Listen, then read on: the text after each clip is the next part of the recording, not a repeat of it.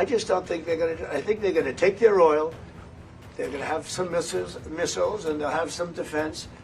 মার্কিন president Donald ট্রাম্পের এক বক্তব্যে তীব্র প্রতিক্রিয়া জানিয়েছে ইরান। সম্প্রতি ট্রাম্প বলেছেন, ইরানের সর্বোচ্চ নেতা আয়াতুল্লাহ আলী খামেনিকে একটি সহিংস ও অপমানজনক মৃত্যু থেকে বাঁচিয়েছেন তিনি।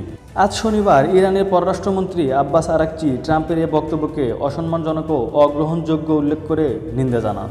সামাজিক যোগাযোগ মাধ্যম এক্সে দেয়া এক পোস্টে আরাকচি বলেন, প্রেসিডেন্ট ট্রাম্প যদি মনে প্রাণে চুক্তি করতে চান তাহলে তাকে আয়াতুল্লাহ খামেনির প্রতি অসম্মানজনক ভাষা ব্যবহার করা বন্ধ করতে হবে এবং তার কোটি ভক্তের অনুভূতিতে আঘাত দেওয়া থেকে বিরত থাকতে হবে। আরাকচি আরও বলেন যে গৌরবান্বিত ও শক্তিশালী ইরানি জনগণ সারা বিশ্বকে দেখিয়ে দিয়েছে আমাদের ক্ষেপণাস্ত্র থেকে বাঁচতে ইসরায়েলি বাহিনীকে তাদের ড্যাডি এর কাছে ছুটতে হয়েছে।